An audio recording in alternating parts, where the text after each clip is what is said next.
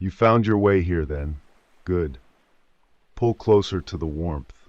The fire's always a welcome presence, isn't it? Its flickering light casts long shadows, much like the memories of what was.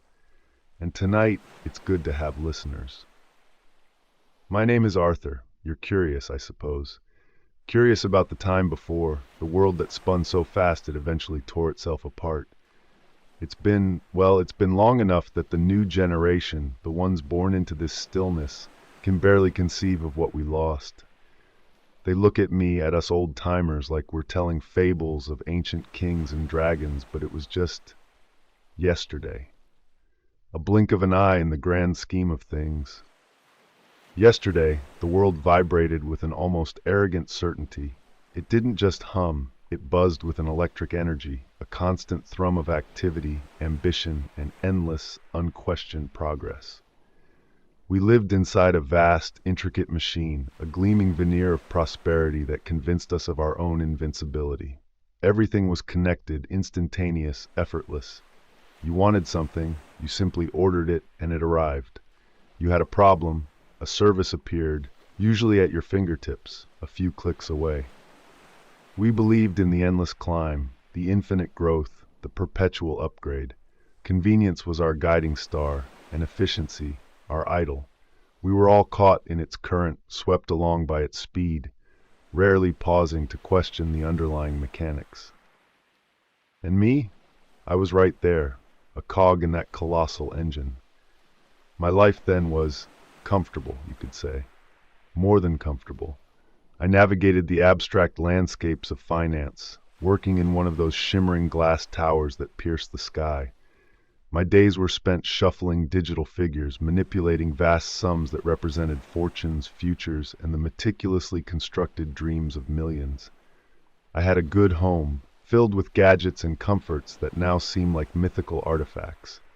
My vehicle was reliable, always fueled, always ready to whisk me away. And my savings, meticulously tracked on glowing screens, grew steadily, promising a golden horizon, a secure retirement, a legacy. We all lived inside that comfortable illusion, didn't we? That our systems were too robust, too advanced, too intricately woven to ever truly fail. That the very complexity of our global economy was its greatest strength, an unbreakable web.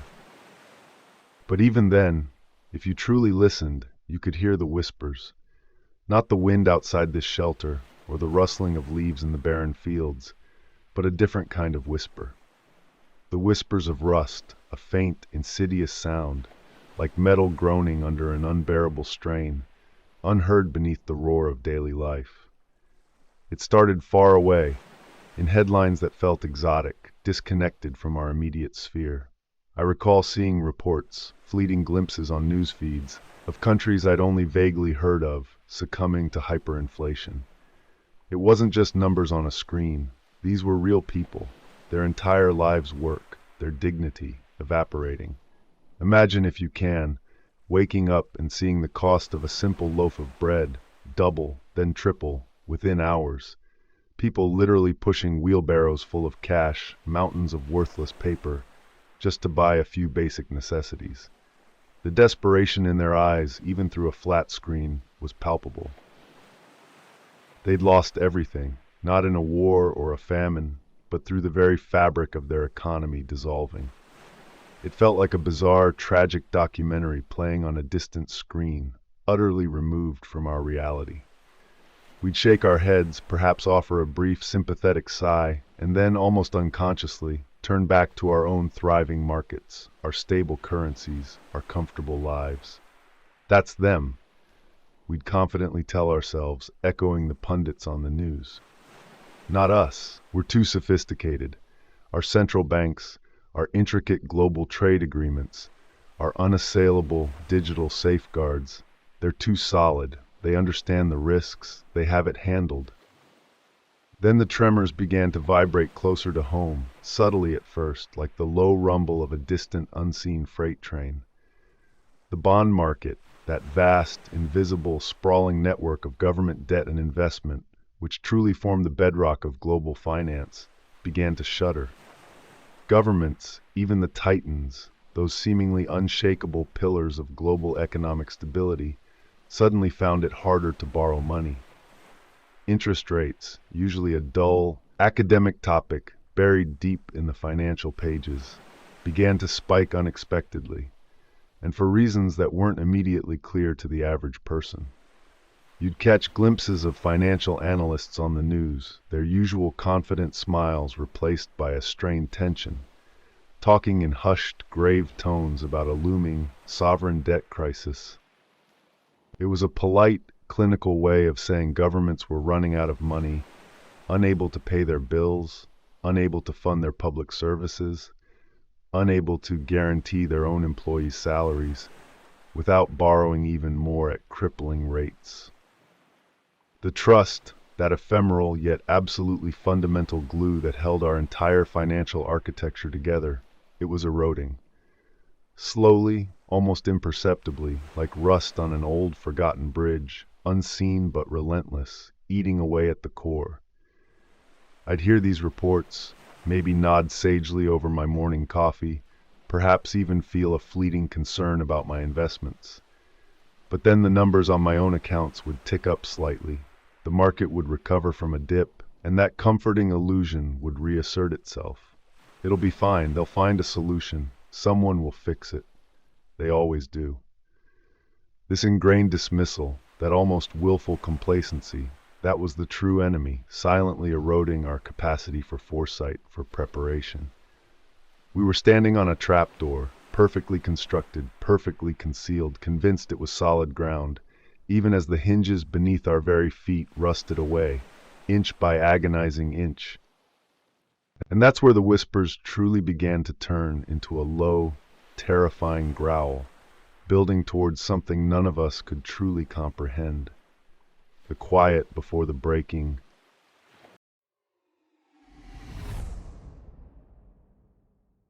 The rust whispered, then it roared. The true breaking point, the one that snapped the world in half, wasn't a gradual decay or a slow-burning crisis. It was instantaneous, a digital cataclysm that unfolded with terrifying speed, yet in chilling silence. I remember the day with an almost painful clarity. It was a Tuesday, I think, or maybe a Wednesday. The days blur now. What I remember is the initial trickle of reports, easily dismissed as anomalies by the morning news cycle. A major bank in Hong Kong experiencing unprecedented system failures. Then a stock exchange in London halting trading due to technical difficulties. Then a massive payment processor in New York reporting widespread outages.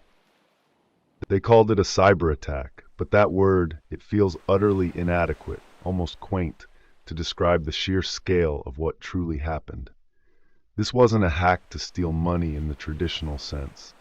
It was a coordinated, global, multi-pronged assault on the very arteries of our financial nervous system. Imagine, if you can, millions, perhaps billions, of malicious programs unleashed simultaneously across every time zone, targeting the absolute core infrastructure of global finance. They hit the SWIFT codes, those unique identifiers, those digital passports that allow money to move seamlessly between banks across continents. But they weren't just blocking transactions. They were actively corrupting the data, scrambling the very essence of ownership, turning legible information into meaningless digital noise. The central bank ledgers, those sacrosanct digital books where the true wealth of nations was recorded, where every dollar, euro, yen, pound was accounted for, they were systematically poisoned. It was like an invisible ink seeping into every page, rendering every entry invisible or scrambling the figures into impossible combinations. Stock exchanges around the world didn't just halt, their data became nonsensical, flashing impossible gains and losses that negated each other. Every digital record of every single financial transaction, every asset, every bond, every share, every piece of what we thought was wealth. It was all being systematically, irrevocably erased or rendered meaningless. It was not about theft, it was about destruction. The very concept of money as we knew it was being obliterated. The propagation of the attack was insidious. like a digital contagion, flowing through the interconnectedness we so proudly built, turning strength into fatal vulnerability. My own experience that morning was terrifyingly mundane at first. I woke up, checked my bank app as I always did, blank screen, then a generic error message. System unavailable. Annoying, I thought. Maybe the servers were down for maintenance. I tried my investment portfolio app. Same thing. A knot started to form in my stomach. I tried to buy my usual coffee on the way to work, tapped my card, declined. Insufficient funds. My stomach clenched. I tried another card, declined again. Card error. I stared at the barista, a silent understanding passing between us as others behind me were experiencing the same thing. By the time I reached my office building, the streets were already subtly different. Fewer cars, more people standing on sidewalks, phones to their ears, a bewildered look on their faces. Inside, the usual morning buzz was replaced by a strange, low murmur. Everyone was on their phones, on their computers, frantically trying to access their accounts, trying to make a simple purchase. And then came the dawning horror. The bank app wasn't just down. It showed zeros. My entire life savings, my investments, the pension I'd spent decades building, the carefully constructed security for my future, all of it just gone. An empty digital void. Credit cards universally declined. ATMs, those gleaming symbols of instant wealth, became dark, inert boxes, refusing to dispense a single note. Online payment systems, which have become the bedrock of daily commerce, simply froze, unresponsive, dead. The initial public reaction was a chaotic symphony of confusion and disbelief. It's a glitch, everyone insisted, their voices a mixture of desperation and forced optimism. They'll fix it by tomorrow. It has to be a temporary network outage. People called banks, but the lines were jammed, overloaded by millions of frantic calls. Then the queues started, long, silent lines forming outside every bank branch, every ATM, people clutching their phones, their wallets, their last vestiges of hope. But there was nothing. The tellers, those few who even showed up, just shrugged, their own screens blank, their own accounts showing nothing. The media, still functioning, amplified the chaos. News channels, initially dismissing it as a technical hiccup, escalated their reports with increasing alarm, their anchors' voices tight with an unfamiliar panic. Conflicting information flooded the airwaves, each report more unsettling than the last, fueling deeper paranoia. This wasn't like a blackout. The world wasn't suddenly dark. That was the truly eerie part. The lights were on. Cities still glimmered at night, a surreal tableau of silent, dying activity. The internet was still humming, for a little while longer, broadcasting the escalating chaos.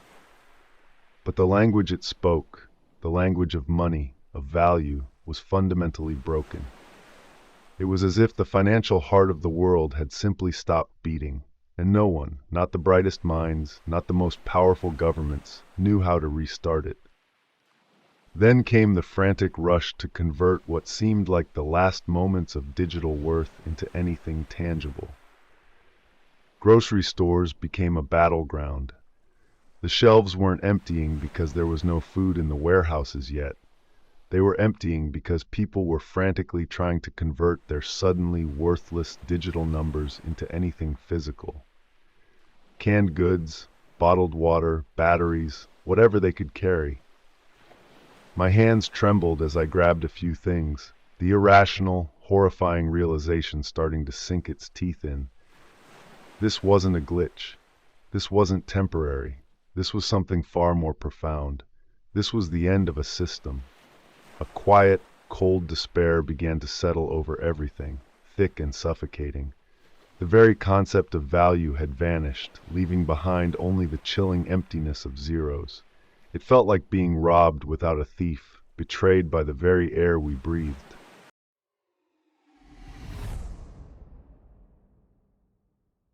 The digital erasure was just the beginning. A shockwave, certainly, but only the first tremor. The truly insidious part, the one that broke people's spirits faster than any physical destruction, was the silent, invisible nature of the enemy. There were no bombs, no invading armies, no visible enemy to rally against, no tangible threat to meet with force. Just a sudden, deafening silence from the global financial system.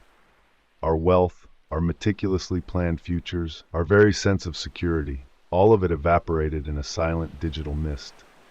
The psychological impact of being utterly robbed without a visible thief to rage against, without a concrete adversary to fight, was a profound, gut-wrenching blow.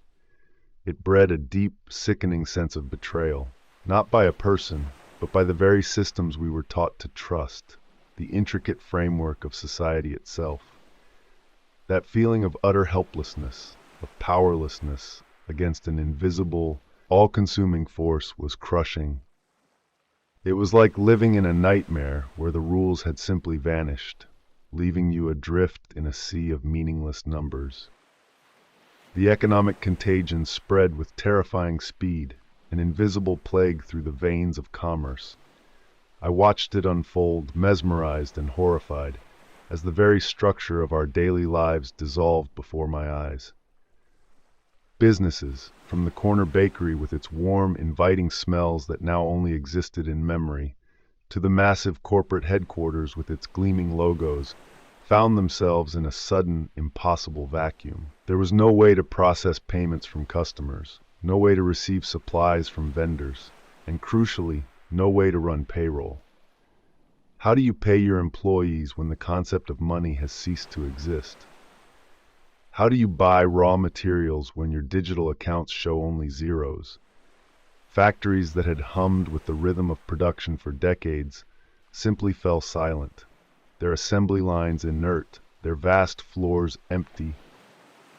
Retail stores, once vibrant with shoppers, became desolate shells, their racks still full of clothes no one could buy, their shelves stocked with products no one could afford. Service industries, from restaurants to dry cleaners, from legal firms to cleaning companies, vanished overnight. Their very existence was predicated on the flow of money, and when that flow stopped, they simply ceased to be. But the true catastrophe, the one that began to choke the very breath from society, was the collapse of our supply chains. We'd built this incredibly efficient, hyper-optimized global system, known as just-in-time GI logistics. It was a marvel of modern engineering and planning, brilliant for quarterly profits, a finely tuned ballet of efficiency where goods arrived precisely when needed, no excess, no storage, no buffer. Milk produced in one state, bottled and on a shelf in another the next day. Medical supplies from a dozen countries arriving at hospitals just hours before they were needed for critical surgeries. Components from factories across continents, converging to build a car in a single assembly line, down to the last screw. When the money stopped flowing, when digital payments froze, so did the trucks, the ships, the trains. There was no credit, no way to pay for fuel, no way to pay the drivers, no way to clear customs digitally. Food rotted in fields because it couldn't be transported to processing plants, let alone grocery stores. Factories stood idle, their vast production lines stalled, not because of a lack of skilled hands, but because they couldn't get raw materials, or pay their workers, or ship their finished products. The intricate, fragile web that fed and clothed and sheltered us simply seized up, strand by strand, a colossal, global traffic jam of everything. The most unsettling paradox, the one that fueled a deep existential dread, was that the lights stayed on. The power grid miraculously mostly continued to hum. Cities glimmered at night, a surreal tableau of silent, dying activity. Buildings still stood, roads remained paved, streetlights cast their lonely glow, but they were empty, like ghost towns draped in electricity. The hum of traffic, once a constant backdrop, slowly faded, replaced by an eerie quiet, punctuated only by the distant wail of an occasional siren or the crunch of glass underfoot.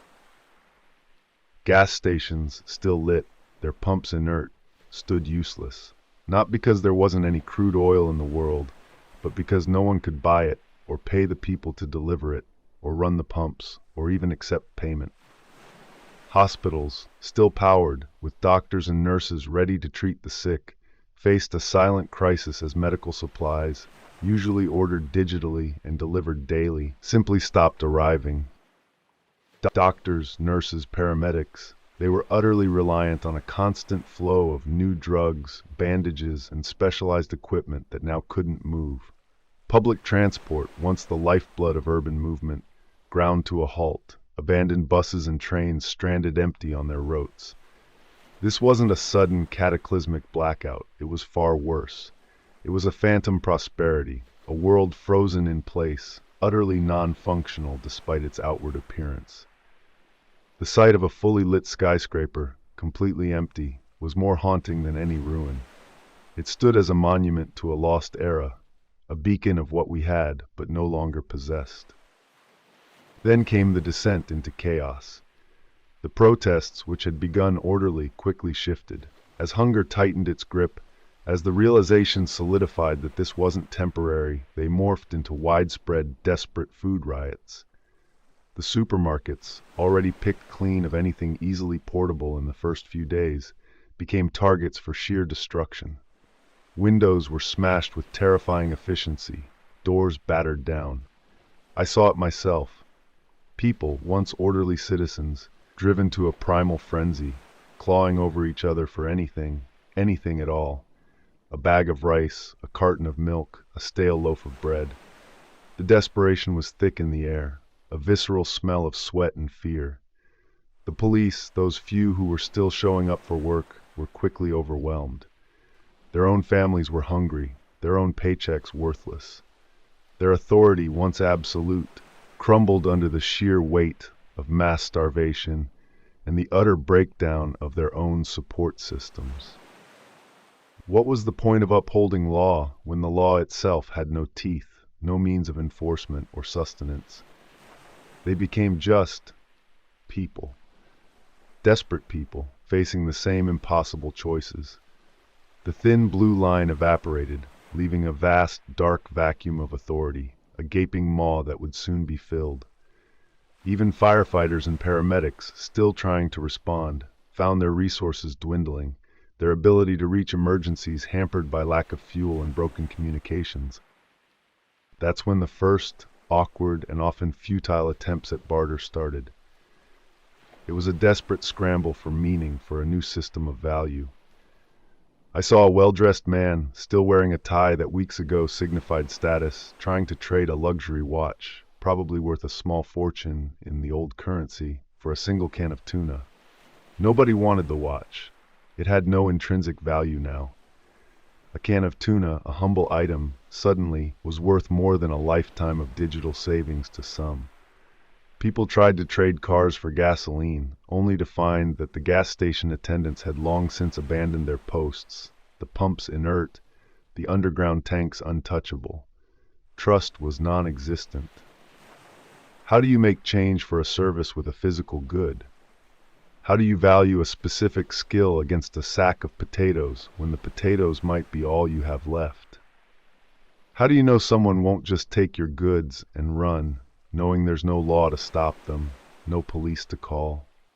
It was chaos, everyone trying to figure out what had meaning in this new, terrifying reality, often failing due to pervasive suspicion or the simple lack of a common, understood standard of value.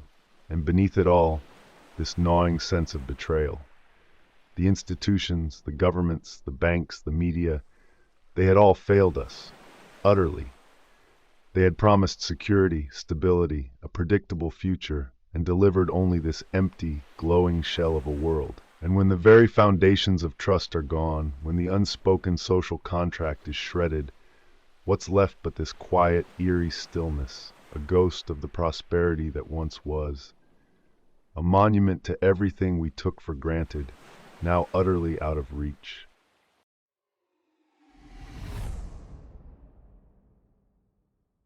The digital erasure had frozen the world's heart, and the ensuing economic collapse had begun to stiffen its limbs.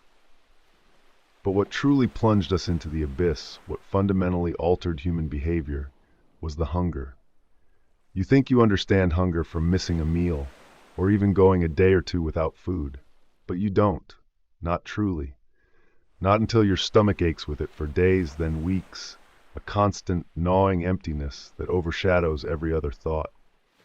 It isn't just physical discomfort, it's a scientific reality of the body consuming itself, turning on its own muscle, its own fat, slowly, inexorably. Your vision blurs. Your head aches with a dull, persistent throb. Your thoughts become simple, primal urges. Find food, find water. The higher functions of the mind, the empathy, the long-term planning, the complex reasoning, they begin to recede, replaced by an animalistic single-mindedness. People become irritable, irrational, easily provoked. The thin veneer of civility, already cracking, began to peel away entirely under the constant, relentless pressure of a starved gut. That's what drove the urban exodus.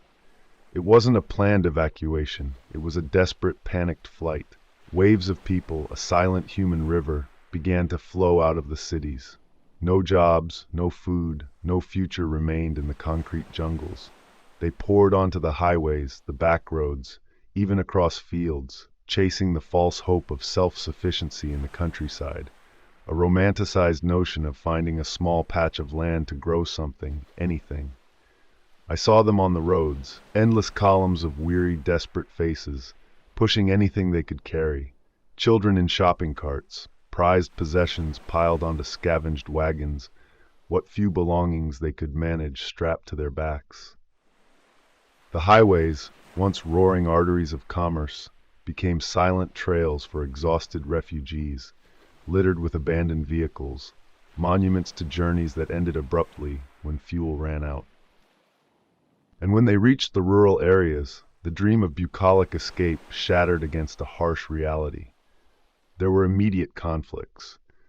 The farmers, those few who still had food, who cultivated land, who suddenly held the most valuable commodity on earth, looked on these city folk with suspicion, often with open hostility. They saw them as invaders, mouths to feed, hands that knew nothing of honest labor. Resources were already thin. Every new mouth was a threat to their meager survival. I witnessed clashes, fierce arguments over access to a well, to a field, to a small patch of forest.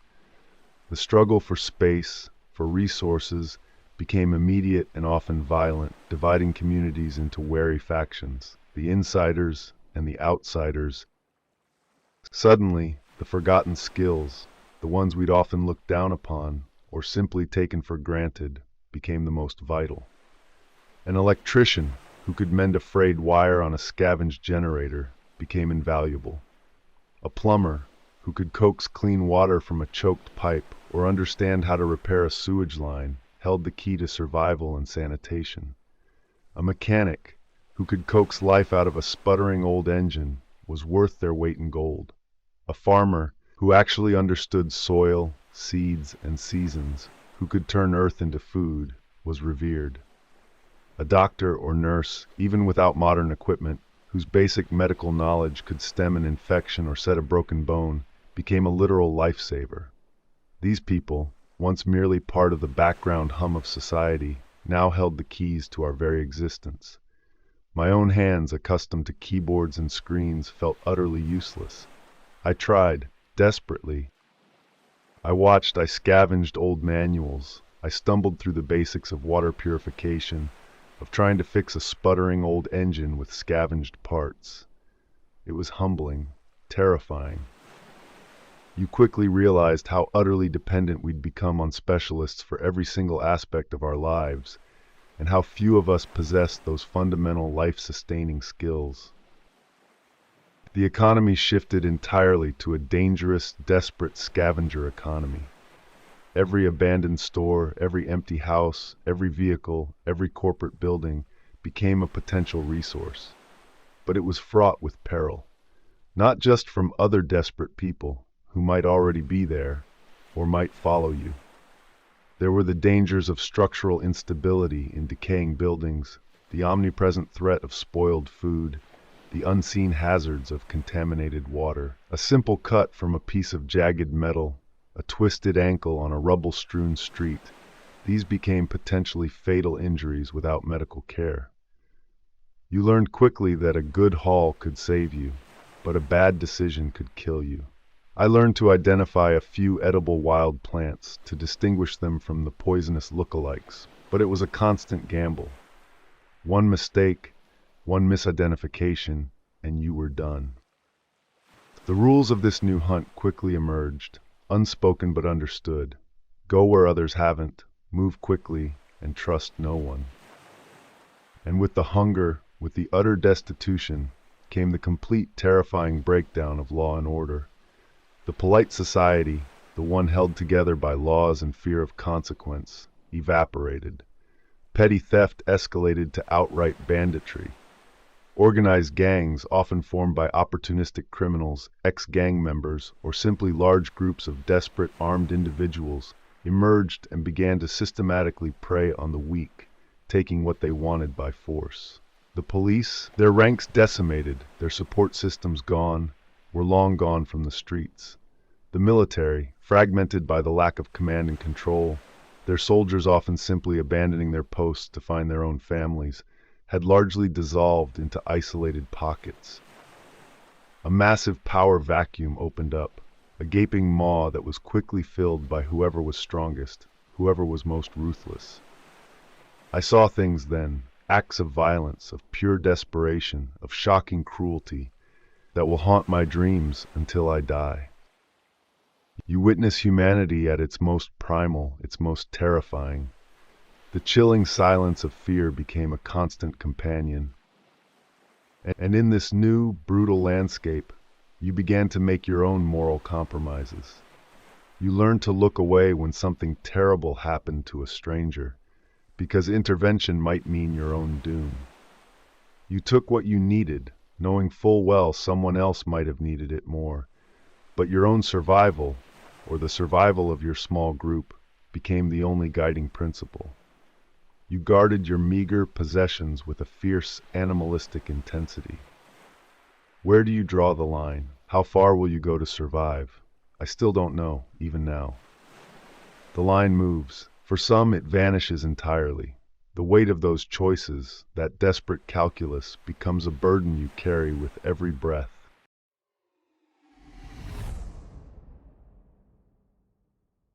The primal scramble, the unbridled chaos of the initial collapse, couldn't last forever. Even in utter desolation, humanity in its fundamental nature seeks order, or, failing that, seeks control. In that vast, terrifying vacuum of central power, new structures began to emerge from the lingering dust and debris. These weren't nations or governments as we knew them. They were localized, often brutal, and always fragile. They typically coalesced into two starkly contrasting forms. There were first, the benevolent community leaders. These were the rare individuals who possessed not just a will to survive, but the wisdom, the empathy, and the sheer force of character to organize their neighbors. They weren't elected officials or charismatic revolutionaries. They were often just ordinary people who, in the face of absolute despair, stepped up. They established rudimentary rules, organized food distribution, usually communal gardens or careful rationing of scavenged supplies. And most critically, they organized defense. These emerging settlements, often around a defensible position or a reliable water source, became fragile oases in the spreading wasteland. I saw one near an old quarry where an ex-school teacher, a quiet woman named Alara, somehow convinced hundreds to work together, planting seeds in salvaged tires, guarding their perimeter with repurposed farm tools. They pooled resources, formed patrol rosters, and shared what little they had with a grim, determined fairness. Their authority wasn't imposed, but earned through trust and demonstrated selflessness. They faced immense internal challenges, of course, arguments over fair shares, the crushing burden of responsibility, the constant need to mediate disputes, but they persevered, driven by a desperate collective hope. And then there were the ruthless warlords. These were the ones who saw the collapse not as a tragedy to be endured, but as an unparalleled opportunity.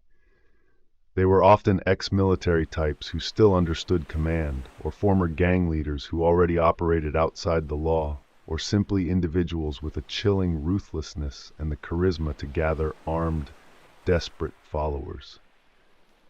They rose to power by controlling vital resources.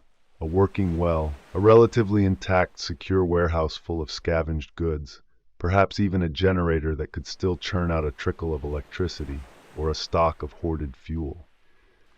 And they controlled these resources through absolute, unquestioned force. They established their own domains, often no larger than a few blocks or a small village, but within those borders, their word was law. They dispensed summary justice, exacted tribute from anyone who passed through their territory or needed their protection, and ruled through intimidation. I saw one such domain centered around an abandoned industrial complex, its high fences and watchtowers bristling with crude defenses, a clear warning to any who dared approach without their permission. The geography played a massive role in dictating the location and influence of these new microstates or communities. A group fortunate enough to be near a clean, reliable river or a large untouched aquifer suddenly controlled water, the most fundamental resource. One that happened to be near a surviving, relatively intact farm or a large, abandoned greenhouse controlled food. Communities near defensible terrain, like a hill or a natural choke point, had a strategic advantage. These were the new power centers.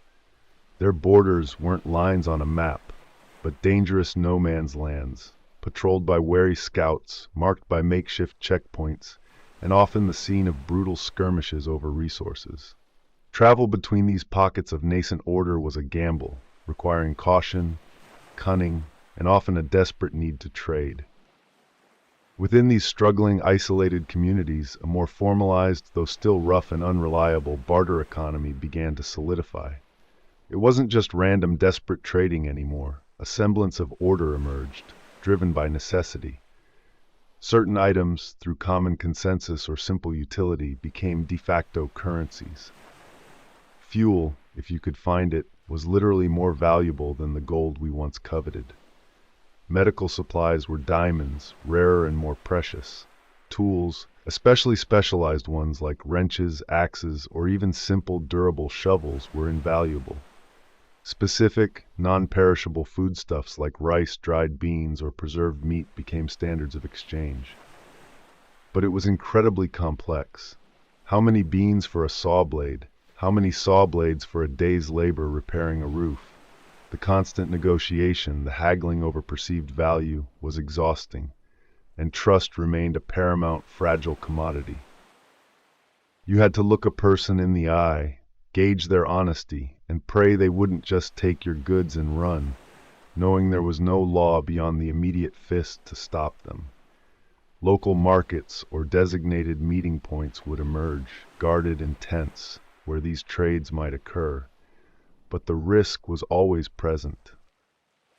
The collapse also ushered in the elevated status of specialized knowledge beyond basic survival. Suddenly, those with practical, tangible skills became invaluable. An amateur radio operator who might pick up whispers from distant communities became a lifeline. Someone who understood basic mechanics and could coax an old generator into life or repair a broken water pump was revered.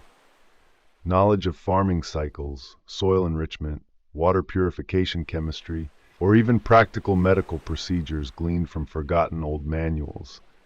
These were now more potent than any weapon.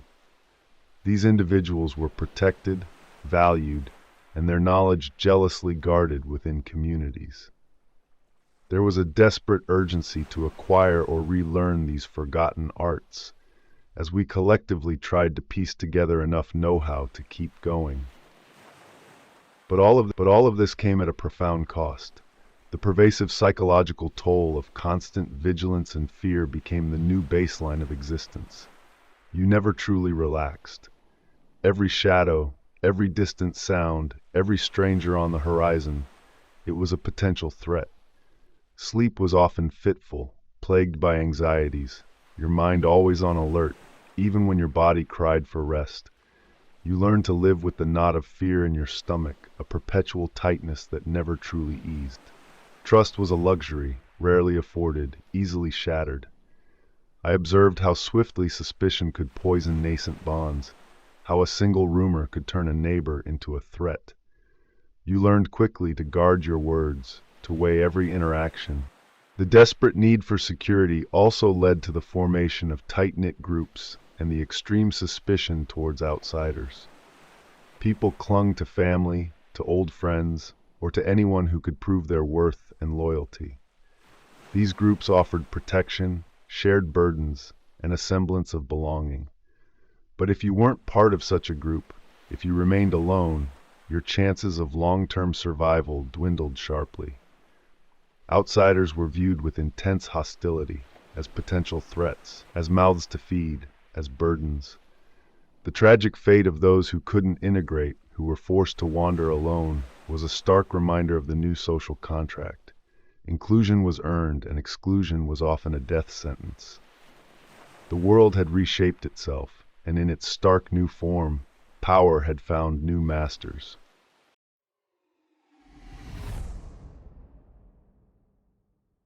The initial shock of the digital erasure, the frantic scramble for survival, the rise of the new, brutal authorities, these were merely the opening acts. What followed, and what continues to this day, is the true test of endurance, the grinding cycle of survival. It's a relentless, unceasing battle against entropy, against nature, against human frailty, and against the crushing weight of a world that is slowly but surely falling apart around us.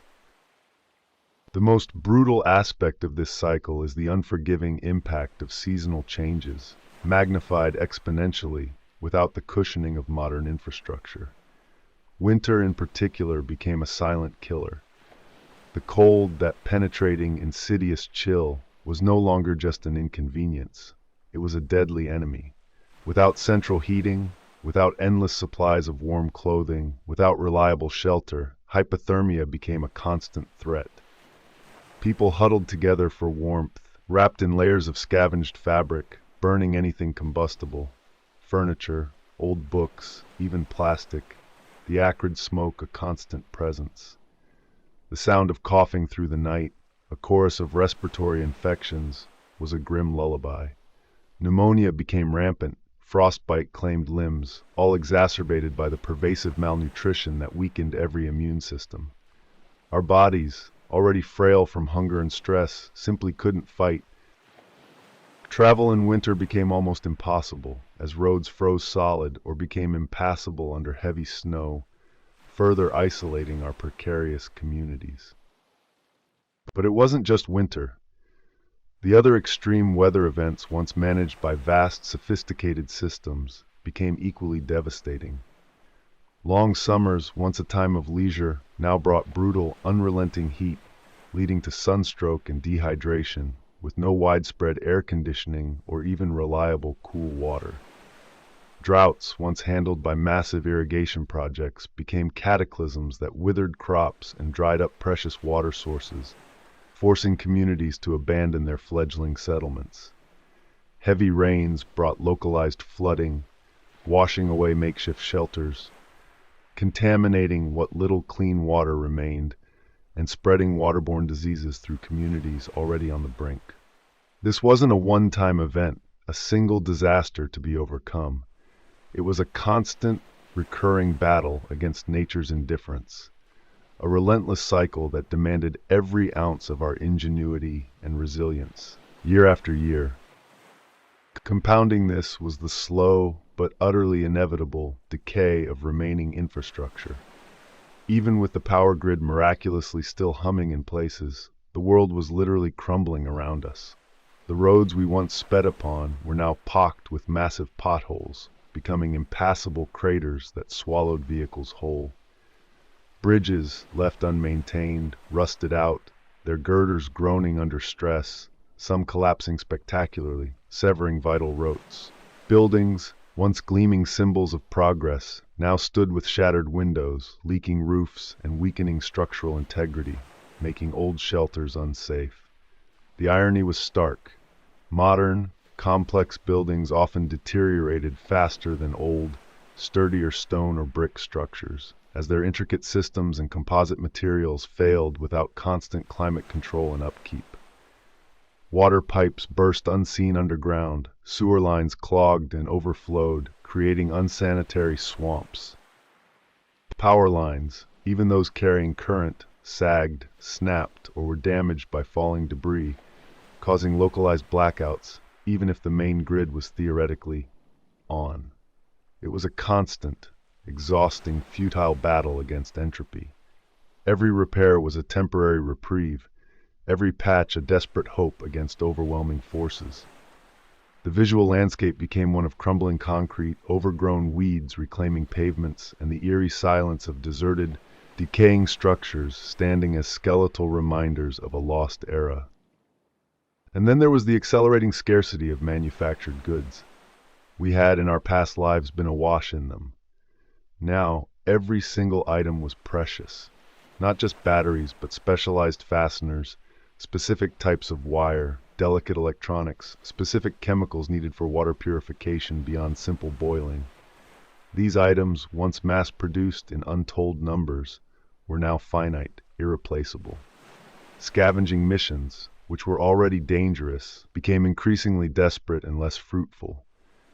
You'd pick through rubble, through abandoned stores and factories, for days, weeks, for a single, small, essential component, often coming back empty-handed. This forced an extreme, almost desperate, resourcefulness. We began to cannibalize old devices for parts, trying to reinvent lost manufacturing processes with primitive tools and materials. Someone might try to make crude soap, or refine scavenged fuel, or forge a simple nail. The sheer effort required to maintain even the simplest tools, a good axe, a sturdy hammer, became immense. You'd see tool graveyards emerge in communities, places where broken implements were meticulously collected in the desperate hope that one might hold a usable screw or a functional spring, a single part that could bring another tool back to life. The most pervasive and perhaps most debilitating consequence of this grinding cycle was the profound mental and emotional scars it left. Beyond just the initial shock and fear, there was a deep, pervasive grief. Grief for the lost world, for the comfort and ease that had vanished. Grief for lost loved ones, not just from violence, but from illness, from exposure, from simple lack of care. Grief for lost opportunities, for the lives we might have lived, for the innocence we shed so brutally. It's a silent, collective mourning that hangs heavy in the air, a sorrow that never truly dissipates. The constant hypervigilance, the perpetual alertness for danger, seeped into our very being, making restful sleep a distant memory. Nightmares were common, vivid replays of the day's horrors. The temptation to succumb to utter despair, to simply give up, became a silent battle fought within almost everyone. You'd see people withdraw, their eyes distant, their spark extinguished. Apathy could be as deadly as any raider. The cheerful facades of the old world were gone, replaced by a grim determination, often tinged with an underlying unbreakable sadness. Our very perception of ourselves and others shifted. The loss of identity, tied to pre-collapse roles, was devastating for many. And empathy, while present in strong communities, often hardened towards outsiders, a necessary chilling adaptation for survival. It's a burden, this knowledge, this experience that you carry with every breath, every waking moment. This new normal, it wasn't just a physical place, it was a profound transformation of the spirit.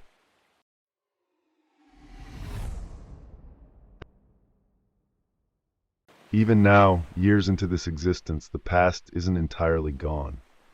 It lingers. It's a phantom presence, a pervasive undercurrent in the silence that has replaced the ceaseless hum of the old world. It's in the objects we've managed to salvage, the stories we share, the very air of the decaying world around us. In our scattered, struggling communities, we cling to these fragments, trying, in our own ways, to preserve the memory of what was. You'll see old books found in abandoned libraries or homes, not just novels, though those provide solace, but vital instruction manuals, forgotten histories, faded atlases, even art books whose vibrant images now seem to mock the drab reality outside. We treat them like sacred texts, their brittle pages carefully turned, their words a lifeline to another time. Communal reading sessions become small, hushed rituals, a shared pilgrimage into a lost era.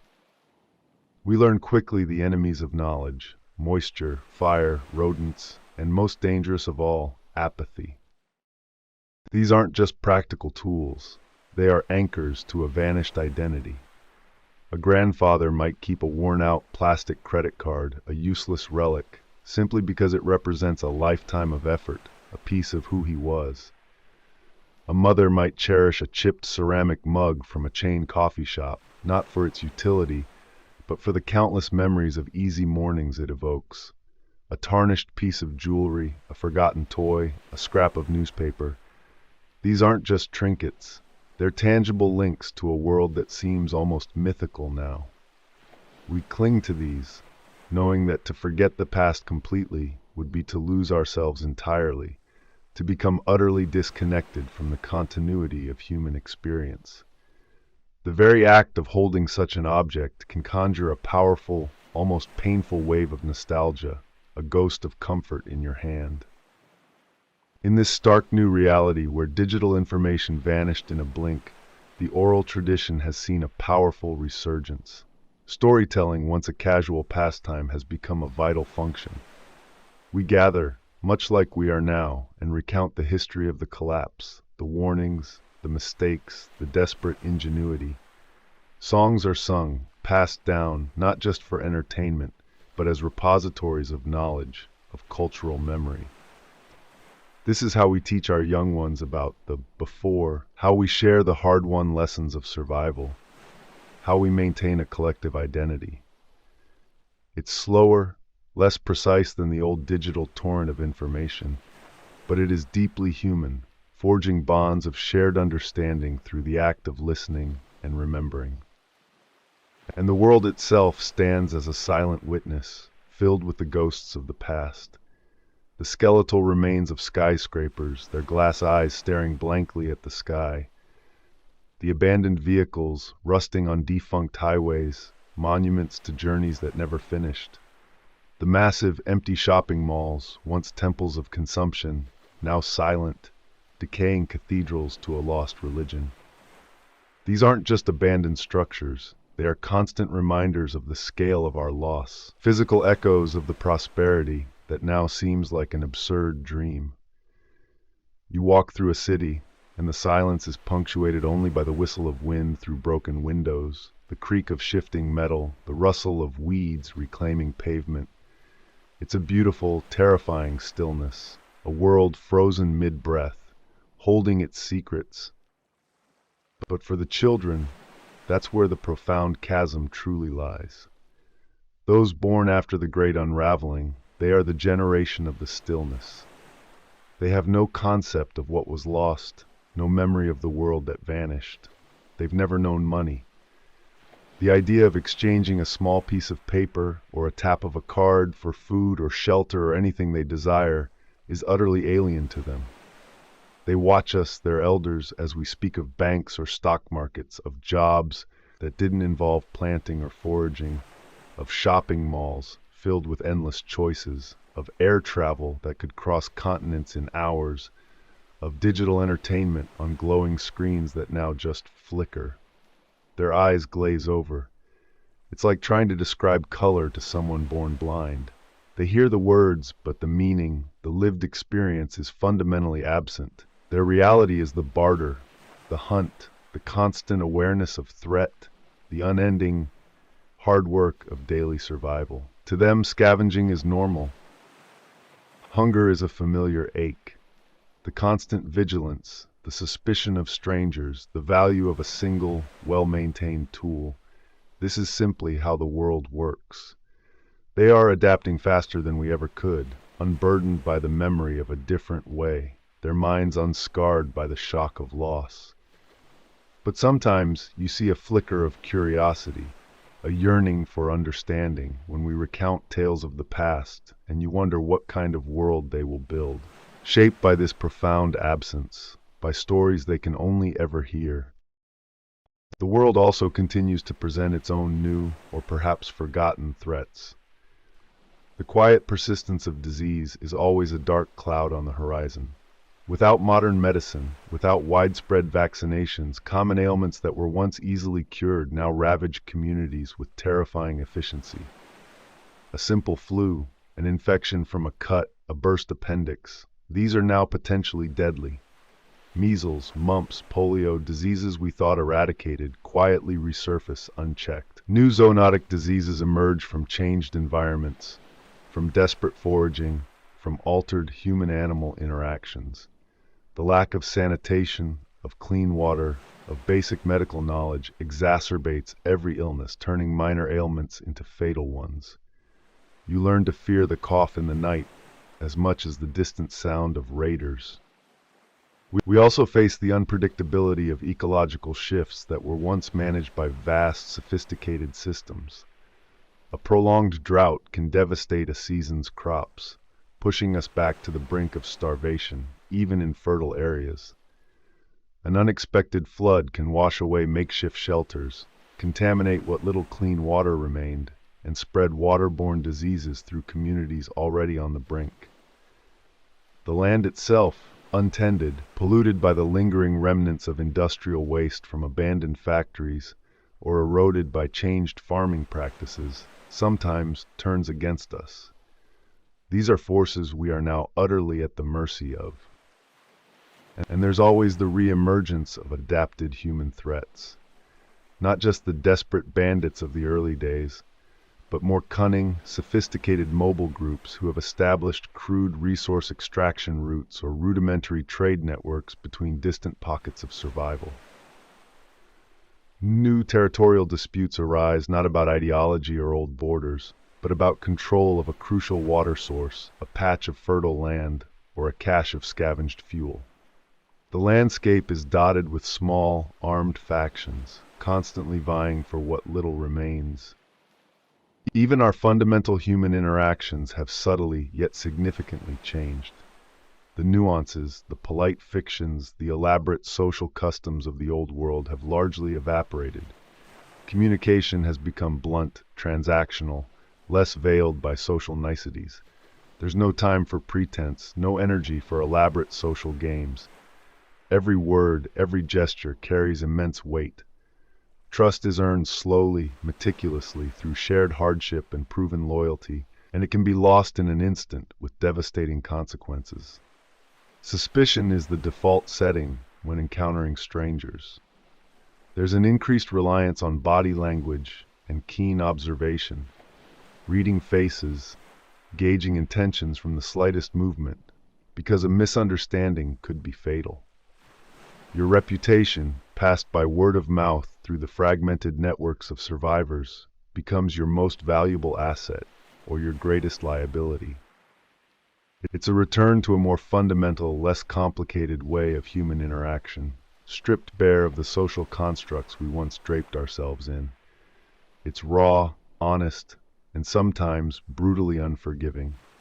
The echoes of the past are fading, replaced by the sharp whispers of a stark new present, a constant reminder of how much we shed to simply continue.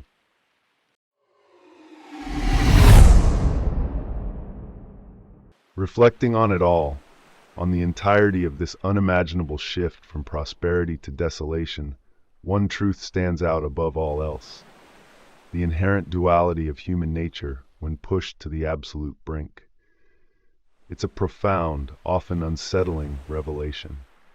I've witnessed acts of incredible selflessness, moments of profound compassion that would make your heart swell even in this bleak reality.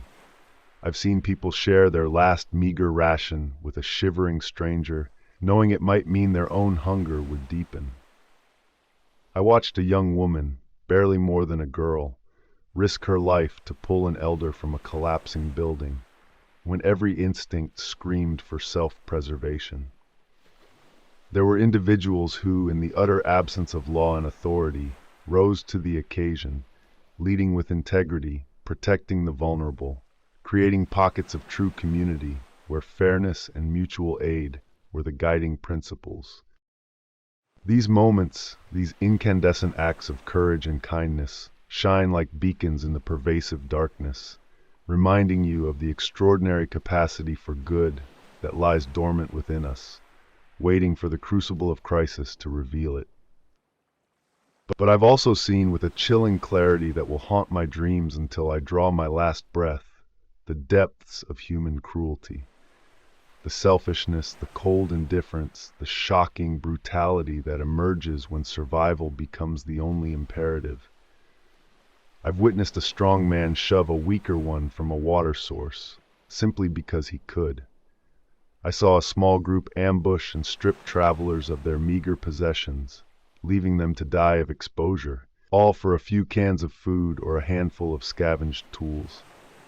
Betrayal became a common currency, trust a dangerous luxury. People turned on their neighbors, their friends, even their families, for a perceived advantage, for a chance at a few more days of life. There were those who seemed to relish the chaos, who found a perverse freedom in the breakdown of rules, unleashing a predatory nature that had always been simmering beneath the surface of polite society. It strips away all pretense, all social niceties, revealing the raw, unvarnished truth of who we are, in all our beauty and all our horror. I offer no judgment, only observation. It's a complex, terrifying tapestry of human behavior, woven from desperation, fear, and a terrifying freedom from consequence. The lingering sense of loss that never truly goes away. It's not a sharp, acute pain anymore, but a constant dull ache that accompanies every sunrise, every meal, every quiet moment. It's a profound grief for a vanished way of life, for the ease, the abundance, the certainty we once took for granted. We grieve for the lost technological marvels, the instant communication, the endless entertainment, the effortless travel. We grieve for the sense of identity tied to our old professions, our social standing. We grieve for the lost potential, the futures we might have lived. And most deeply, we grieve for the lost innocence, the sense of security that, once shattered, can never truly be reassembled. Even now, years later, I sometimes catch myself thinking about a hot shower, a truly full meal from a restaurant, a simple trip to a brightly lit store with shelves overflowing. Small things, utterly unobtainable now, yet vivid in my memory. This loss, it reshaped me. It stripped away all the non-essentials, forcing a complete reevaluation of what truly matters. From this crucible, however, came profound, hard-won personal lessons. Resilience, I've learned, isn't about being unscarred. It's about continuing to stand, even when you're deeply wounded, when every bone aches and every hope feels crushed. It's the mental fortitude to face another day, to find a tiny flicker of purpose even when darkness presses in. The collapse redefined the true meaning of necessity. What was truly essential was stripped bare. Clean water, basic food, safe shelter, warmth, and trusted companionship. All the rest, the luxuries, the status symbols, the endless consumption, were merely superficial desires, discarded by the brutal hand of reality. And perhaps the most surprising lesson was the discovery of unexpected capabilities within ourselves, within ordinary people. I saw individuals, once timid and meek, become fiercely resourceful, learning to build, to hunt, to heal. My own hands, once only comfortable with a keyboard, learned to split wood, to set snares, to mend torn fabric. It was a humiliating process at first, realizing how utterly dependent I had been. But the gradual mastery of these primal skills, the ability to simply do something tangible, brought its own quiet satisfaction. Survival, I realized, is a skill in itself, one refined only through relentless hardship. My own journey through this, it's been long and arduous. There were times I almost gave up, times I saw things, did things, that I still carry with me, a heavy weight on my soul. There are moral compromises that whisper to me in the dead of night, choices made in desperation that I would never have conceived of in the before. But I learned to adapt, to push through the despair. I learned that acceptance isn't resignation, but a form of grim peace. You don't forget the past, but you learn to live alongside its ghost. I found a new purpose in simply enduring, in bearing witness, in understanding that the cost of survival isn't just the physical toll, but the deep emotional and moral imprints it leaves. It's a wound that never fully heals, but one that strengthens the spirit in unexpected ways, if you let it.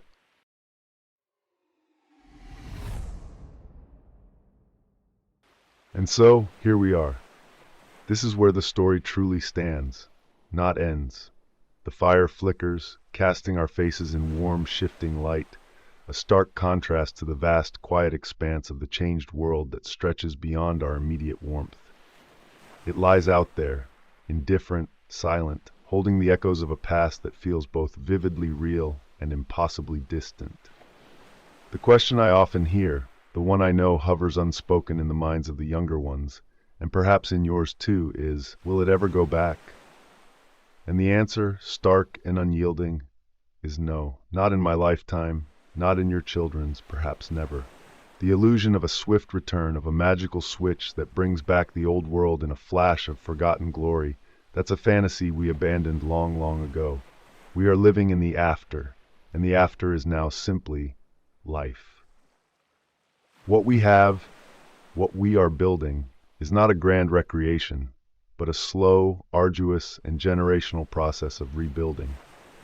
It isn't about conjuring back the gleaming skyscrapers, the roaring digital networks, or the ceaseless hum of global commerce. It's about tending to the small, fundamental things that truly sustain us. It's about cultivating the land again, learning its secrets, understanding the rhythm of the soil and the seasons in ways we'd forgotten. It's about making tools by hand, forging strength from scavenged metal, crafting what we need with painstaking effort because we can no longer simply order it from a screen. It's a rebuilding of trust, of small-scale economies, of resilient human bonds, forged in the crucible of shared hardship.